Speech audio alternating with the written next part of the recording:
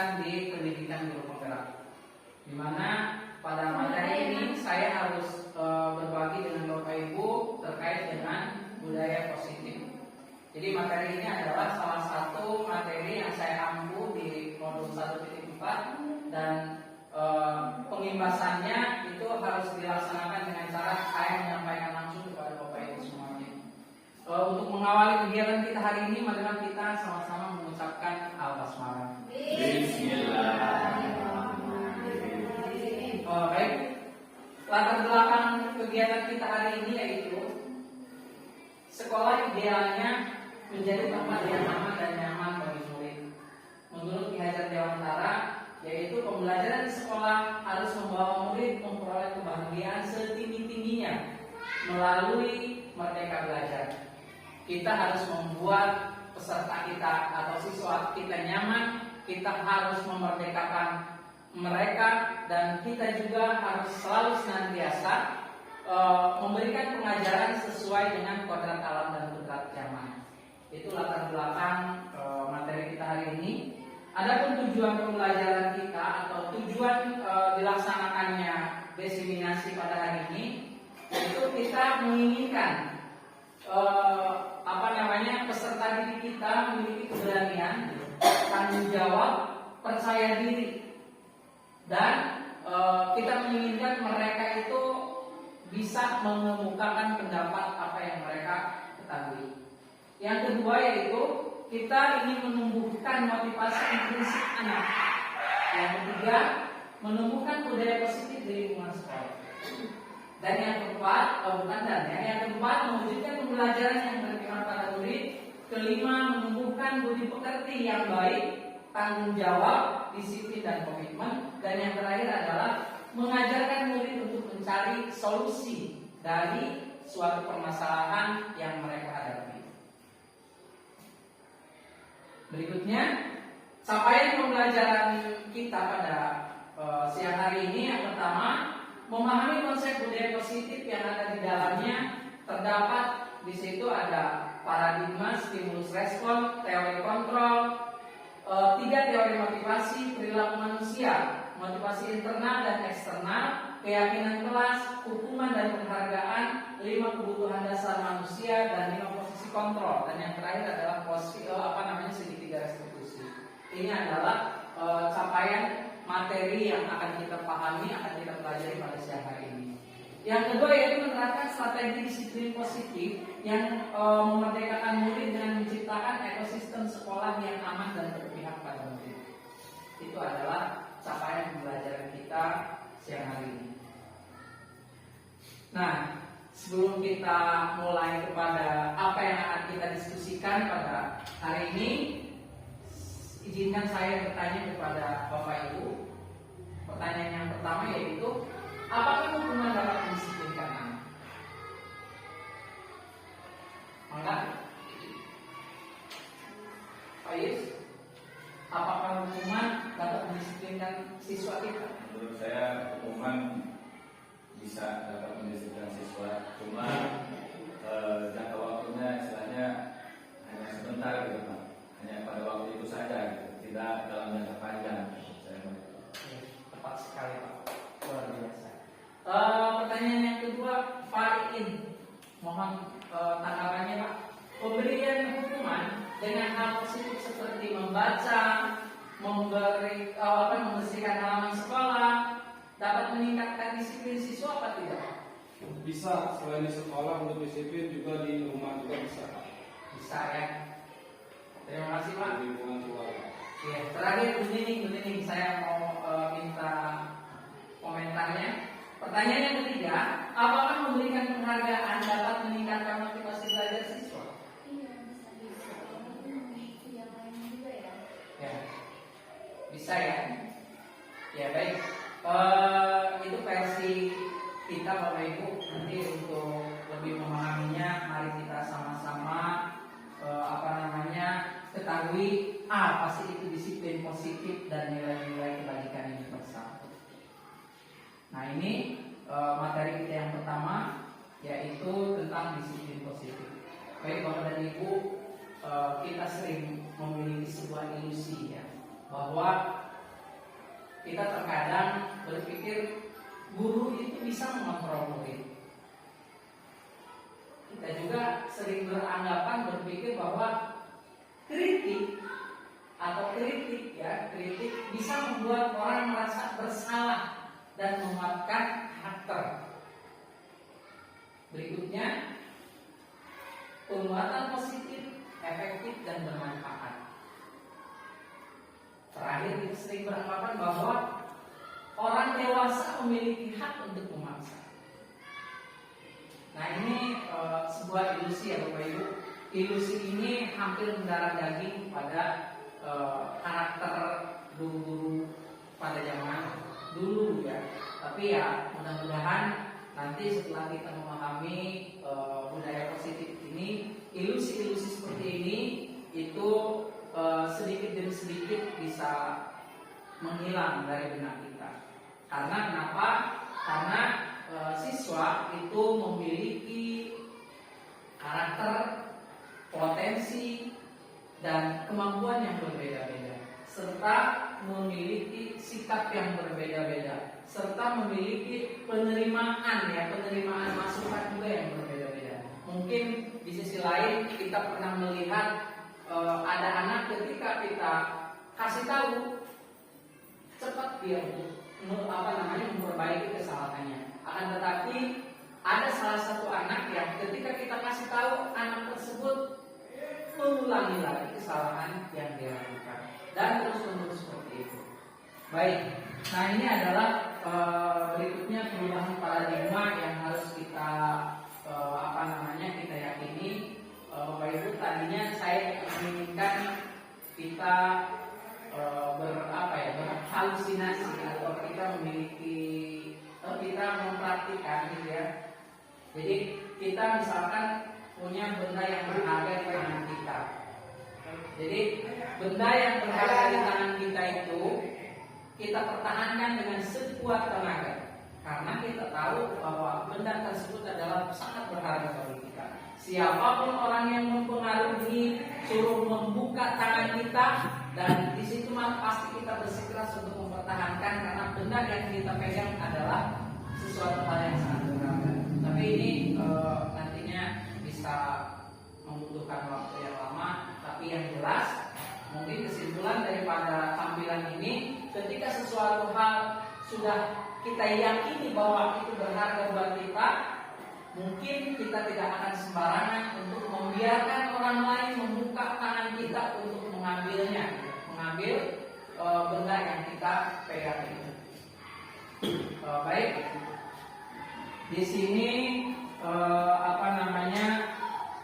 saya akan sedikit menjelaskan tentang stimulus respon dan teori kontrol pilihan, di mana mudah-mudahan setelah kita mencoba untuk melihat tayangan yang ini, kita sedikitnya bisa memahami apa itu yang disebut dengan teori kontrol, apa itu yang disebut dengan hukuman, apa itu yang disebut dengan konsekuensi, serta kita bisa menerapkannya di dalam kelas kita masing-masing. Di sini stimulus respon yang pertama, kita mencoba mengubah agar orang lain berpandangan sama dengan kita.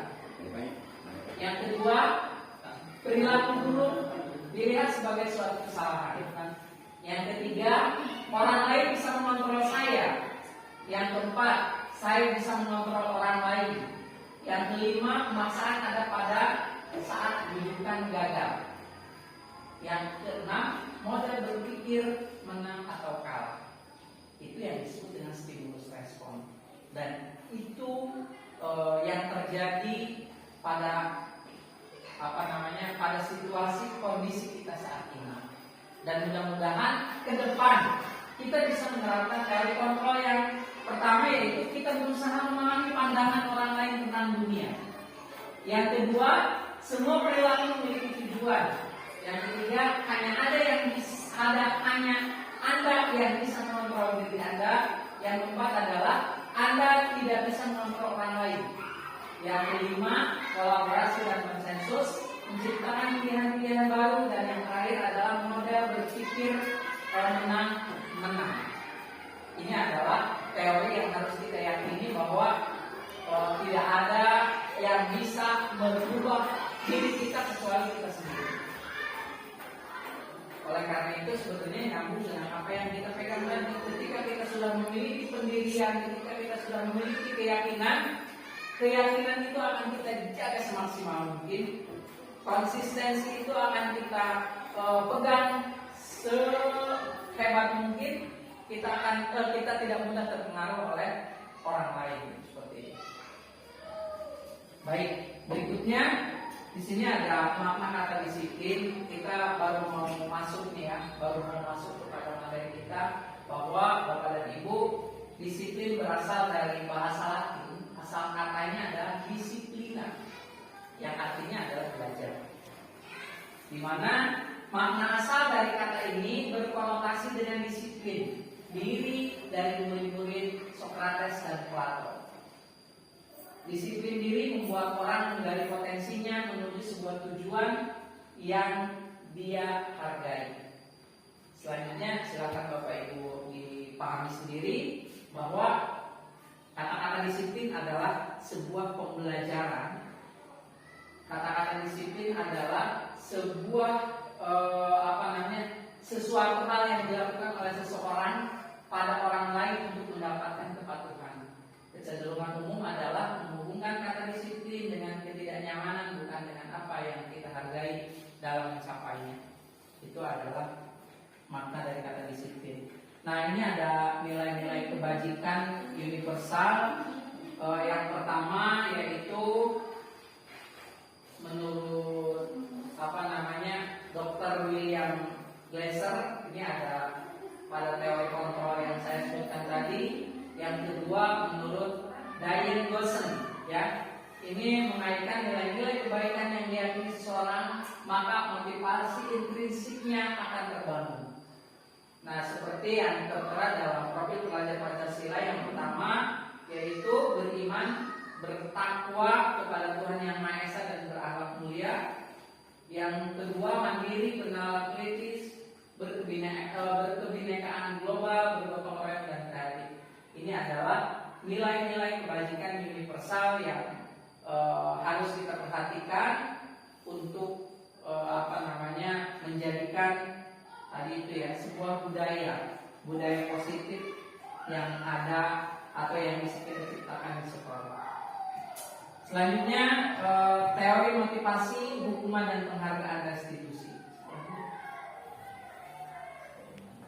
Oke, jadi ini teori motivasi, hukuman dan penghargaan restitusi. Ini ada beberapa hal yang harus kita yakini bahwa teori motivasi perilaku manusia yang pertama yaitu apa yang akan terjadi apabila saya tidak melakukannya.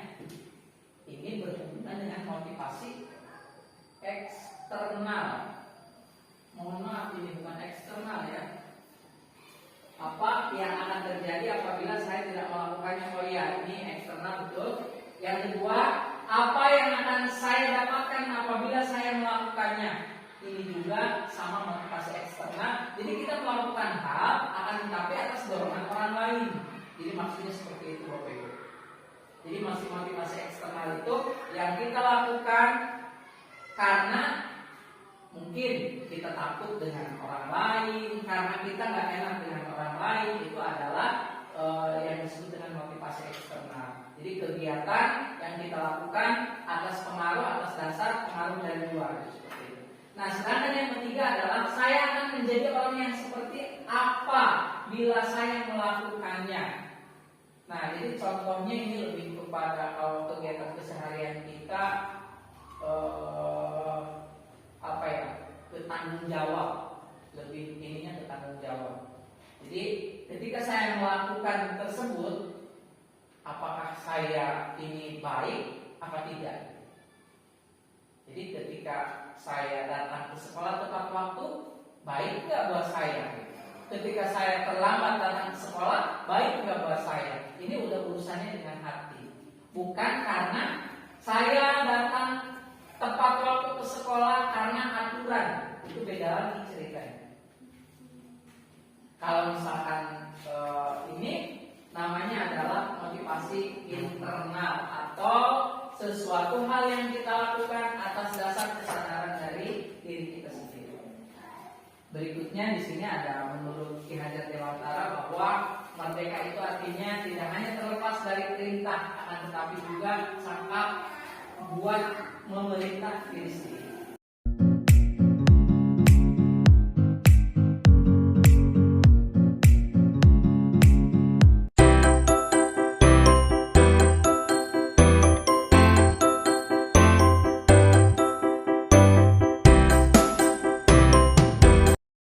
Berikutnya kita mengenal tentang restitusi, Bapak dan Ibu.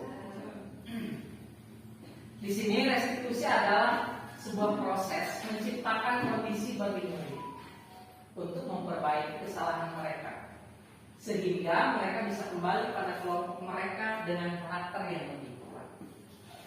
Jadi restitusi harus kita bawahi adalah sebuah proses menciptakan kondisi bagi murid. Harusnya yang ditebalkan itu proses menciptakannya. Nah, berikutnya restitusi juga merupakan proses kolaboratif yang mengajarkan murid untuk mencari solusi masalah mereka tentunya, dan membantu murid berpikir tentang orang seperti apa yang mereka ingin menjadi tujuan mulia, dan bagaimana mereka memperlakukan orang lain.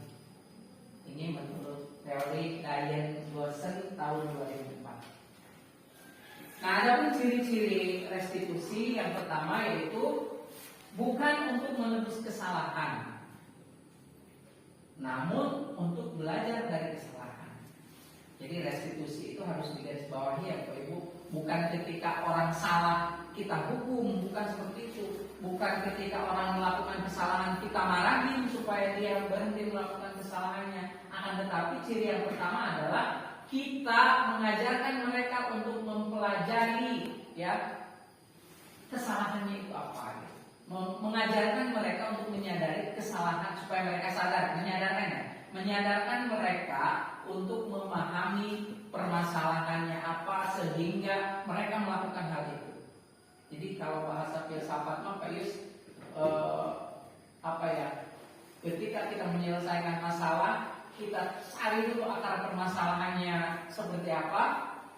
Nah, baru di situ kita mengambil sebuah tindakan. Jadi bukan berarti ketika kita melihat orang marah-marah langsung kita marahin, gitu kan? Tidak seperti itu. Akan tetapi kita cari dulu akar permasalahannya apa sehingga dia marah-marah. Setelah itu kita ajak mencari solusi sama-sama. Maksud dari nomor 1 seperti itu. Ciri-ciri restitusi yang kedua yaitu memperbaiki hubungan. Jadi kita terkadang tidak sadar ketika kita membentak siswa, kita tidak sadar bahwa siswa itu sebenarnya dia merasa sakit hati sudah dibentak sama kita. Tapi dengan restitusi ini hal itu tidak akan kita lakukan. Yang ketiga, tawaran bukan paksaan. Jadi kita menawarkan ketika anak misalkan melakukan kesalahan, yuk kita cari solusi sama-sama. Mau nggak kita carikan solusi, ibu atau bapak carikan solusi. Jadi bukan kamu gitu, bukan. Jadi ketika kita melihat anak melakukan kesalahan, kita tawarkan, yuk kita cari solusinya bareng-bareng. Jadi antara kamu dan ibu, ayo kita cari solusinya. Seperti itu. Yang keempat, restitusi menuntun untuk melihat ke dalam diri, bukan dari faktor luar tadi. Yang kelima, restitusi mencari kebutuhan dasar yang mendasari tindakan. Jadi restitusi adalah mencari kebutuhan dasar yang mendasari tindakan. Tadi itu ya yang saya sebutkan di awal. Jadi ketika kita menyelesaikan suatu masalah, tidak langsung, tapi kita cari tahu dulu, gitu kan? Apa nih masalahnya sehingga anak marah-marah, apa nih masalahnya sehingga anak berisik di kelas, apa nih masalahnya sehingga anak tidak memperhatikan ketika dijelaskan, gitu kan, seperti itu. Dan nanti saya tampilkan ada videonya. Yang keenam, restitusi restitusi diri adalah cara yang paling baik. Ini cirinya jelas ya itu mah. Yang ketujuh, restitusi fokus pada karakter bukan tindakan. Yang kedelapan, restitusi fokus pada solusi bukan membuat masalah. Yang terakhir adalah restitusi mengembalikan murid yang berbuat salah pada kelompoknya. Jadi maksud kelompoknya di sini, ketika mereka melakukan sebuah kesalahan, nanti mereka menyadari tanpa ada penyesalan gitu. Jadi menyadari atas apa kesalahan yang mereka lakukan tanpa ada penyesalan dalam dirinya.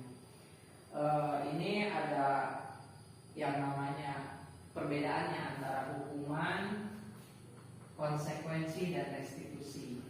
Ini kenapa hukuman itu bisa disebut dengan identitas gagal. Jadi selama ini mungkin sudah menjadi budaya kita bahwa ketika anak melakukan kesalahan kita hukum dengan push up lah, gitu kan, dengan seperti apalah, gitu. Padahal kenapa itu disebut dengan identitas gagal? Tidak akan berpengaruh bagi siswa mau jangka pendek atau jangka panjang. Justru bisa membuat anak menjadi seorang pendendam, bisa membuat anak menjadi seorang yang memiliki sakit hati yang berkepanjangan. Nah, di sini ada bedanya jauh ya. Jadi hukuman itu sesuatu hal yang menyakitkan harus terjadi, sedangkan konsekuensi adalah sesuatu harus terjadi. Sedangkan restitusi adalah atau merupakan sebuah pilihan. Jadi tidak ada tekanan, tidak.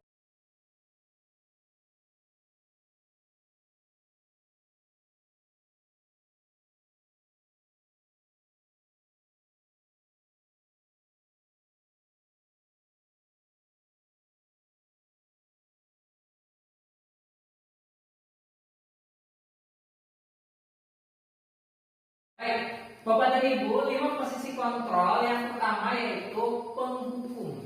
Jadi guru itu ada beberapa tipe. Ada guru yang posisinya sebagai penghukum, pembuat orang merasa bersalah, sebagai teman, pemantau, dan manajer. Nah, dari kelima ini kira-kira di mana posisi kita saat ini? Nah, contoh di sini yang penghukum menghardik, menunjuk-nunjuk, menyakiti atau menyindir. Contoh tadi itu ya, kamu ini datang terlambat, kamu ini dari mana pusat? Gitu. Itu adalah pusat. Itu Pak. Jadi kadang-kadang saya sering melakukan semua itu, ya. Tapi mudah-mudahan kita tidak membudayakan kebiasaan-kebiasaan itu sehingga kita bisa meninggalkan ya yang posisi penghukum itu. Nah, yang kedua di sini membuat orang merasa bersalah. Nah, di sini guru berkatanya yaitu kamu seharusnya sudah tahu. Ibu lelah sekali mengatakannya. Jadi anak itu ketika melakukan kesalahan berulang-ulang dan guru itu selalu mengucapkan hal itu gitu. Ibu juga bilang apa? Kan kalau misalkan kayak gini itu salah gitu. Kalau misalkan ribut di kelas itu mengganggu. Nah, itu tidak boleh, Pak. Sudah tahu, nanya lagi. Sudah tahu kamu nanya lagi. Nah, itu kata-kata itulah yang tidak boleh kita ucapkan, Pak, ke anak. Nah, kita bergeser ke sini. Yang berbelanja nih. Ya. Gini Pak, ayolah lakukan demi Bapak, jangan ribut di kelas lagi. Jadi bahasanya diperhalus, itu yang disebut dengan sebagai teman, posisi sebagai teman. Nah, atau kita tadi sudah punya keyakinan keras, kita balikan lagi ke anak. Peraturan kelas kita apa ya? Kan nanti ketika kita melihat anak ribut ya Pak, budak ribut ya. Jadi kita tidak usah, jangan ribut, tidak usah kayak gitu. Jadi kita cukup kayak gini aja Pak. Tahu aturan keyakinan kelas kita. Jadi karena kita nanti ada keyakinan saya tampilkan. Ini slide-nya tadinya ada 60, Pak Yus. Iya, makanya. Nah, ada lagi yang harus kita lakukan adalah sebagai manajer. Jadi Bapak dan Ibu, ini yang kenapa ini dia berjalan menjadi tabel tersendiri. Jadi yang seharusnya dulu lakukan, yang seharusnya kita lakukan adalah kita sebagai manajer. Jadi mudah-mudahan kita yang ada di sini bisa memposisikan bahwa posisi kontrol yang manajer lah yang kita yang kita laksanakan. Jadi di sini ketika anak melakukan sebuah kesalahan, yang kita tanyakan atau yang kita ucapkan adalah apa yang kita yakini, apa yang bisa kau kerjakan untuk memperbaiki masalah ini. Jadi tadi itu karena kita sudah punya keyakinan kelas, jadi kita di situ memberikan penguatan lagi kepada anak. Coba apa yang bisa kita di sini kerjakan untuk memperbaiki masalah ini. Jadi seolah-olah bukan hanya kita menyuruh itu kan ke anak, tetapi kita bareng-bareng. Jadi antara guru dan anak untuk bisa memperbaiki anak yang didekati. Nah, di sini kaitan dengan dunia berkualitasnya, yaitu murid meletakkan dirinya sebagai individu yang positif dalam dunia berkualitas. Di sini murid berkata, bagaimana caranya saya bisa memperbaiki ke depan. Dan yang terakhir adalah mengevaluasi diri, bagaimana cara memperbaiki diri. Selesai. Ini adalah posisi kita sebagai manajer. Nah, di sini ada pernyataan, Yang pertama, saya kecewa sekali dengan kamu. Ini adalah membuat orang merasa bersalah. Kamu tidak pernah benar melakukannya. Ini adalah kata-kata penghukum. Jadi ketika kita mengucapkan itu, Pak, yang di sebelah kiri, berarti posisi kita ini yang ada di sebelah kanan. Ayolah lakukan demi ibu atau demi bapak, ini sebagai teman. Apakah kamu mau mendapatkan stiker bintang hari ini? Itu adalah sebagai pemantau. Nah, sedangkan yang terakhir tadi adalah sebagai manajer di sini, bagaimana kamu bisa menyelesaikan masalah ini. Jadi ketika anak melakukan kesalahan, kata-katanya ini, bisa nggak kamu menyelesaikan atau bisa nggak kamu setelah memahami keyakinan kelas memperbaiki kesalahan kamu. Mungkin anak menjawab, insya Allah Pak, saya tidak akan ribut lagi. Insya Allah Pak, saya tidak akan mengulangi kesalahan lagi. Seperti itu. Tapi itu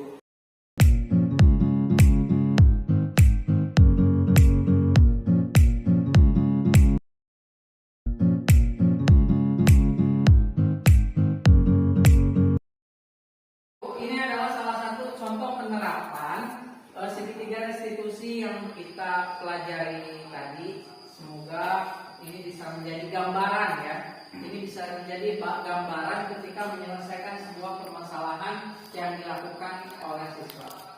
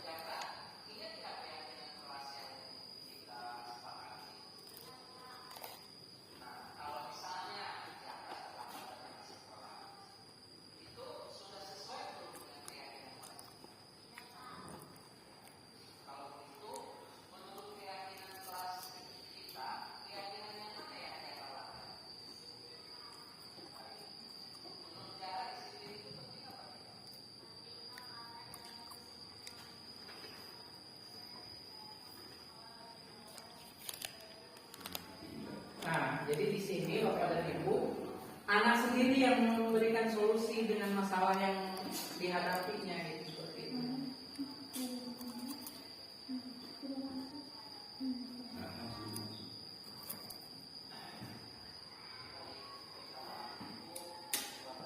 Pasal 12.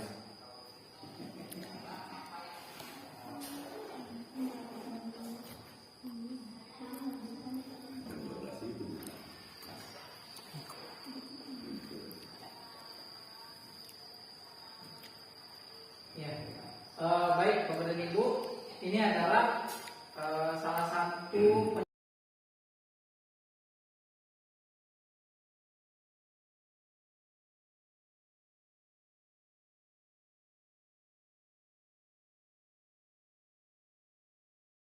dan Ibu, demikian yang bisa saya sampaikan dengan materi kita pada hari ini, yaitu tentang disiplin positif.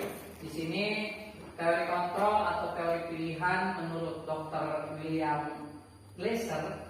Di sini yang pertama ada Anda tidak bisa mengontrol orang lain, hanya Anda yang bisa mengontrol diri Anda. Jadi kita tidak bisa memaksakan apa tentang kita sebenarnya. Kita cukup memberikan sebuah stimulus saja gitu ya, sebuah masukan-masukan, sebuah hal-hal yang bisa meyakinkan orang lain seperti itu. Nah, di sini karena makna disiplin adalah belajar kontrol diri dengan menggali potensi kita agar tercapai tujuan mulia, yaitu sesuatu yang menjadi seseorang yang kita inginkan berdasarkan nilai-nilai yang kita hargai. Nah, di sini yang kedua adalah semua perilaku memiliki sebuah tujuan sesuai dengan teori kontrol di sini.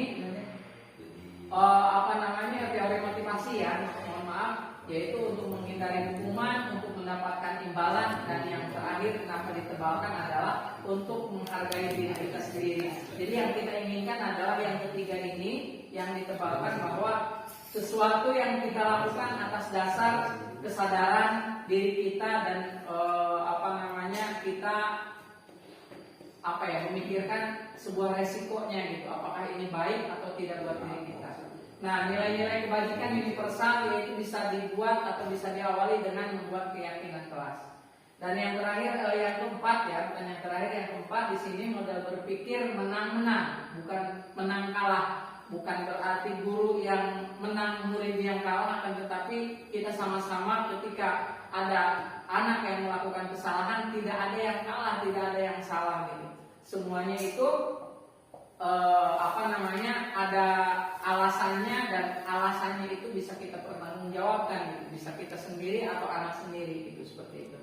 Nah, di sini 5 posisi kontrol yang harus kita pahami, kita ketahui sebagai penghukum, sebagai pembuat rasa bersalah, sebagai teman, sebagai pemantau, dan yang harus kita laksanakan, yang harus kita lakukan adalah sebagai manajer. Jadi mudah-mudahan setelah kita memahami materi kita hari ini, kita bisa memposisikan bahwa kita sebagai guru adalah sebagai manajer yang tidak menyalahkan anak, tidak menghakimi anak, tidak menghukum anak, gitu kan? Tidak menjudge anak ini salah gitu. Karena perbuatan itu memiliki sebuah tujuan. Jadi anak melakukan kesalahan, mungkin tujuannya apa gitu. Itu harus kita perhatikan. Dan yang terakhir di sini dalam menyelesaikan masalah kita menggunakan sedikit restitusi seperti tayangan video tadi, menstabilkan identitas, validasi tindakan gitu ya, validasi tindakan di sini kebutuhan ya. Validasi tindakan, dan yang terakhir adalah menanyakan keyakinan kelas. Mungkin itu yang bisa saya sampaikan pada diseminasi hari ini. Semoga Bapak Ibu bisa sedikitnya memahami ya, dan bisa kita sama-sama berkolaborasi guna mensukseskan sekolah kita, yaitu SDN Sintaman. Itu saja dari saya, kurang lebihnya mohon maaf. Saya akhiri. Wassalamualaikum warahmatullahi wabarakatuh.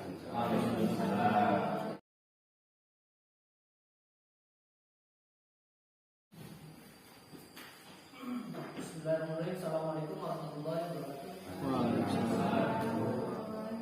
Alhamdulillah,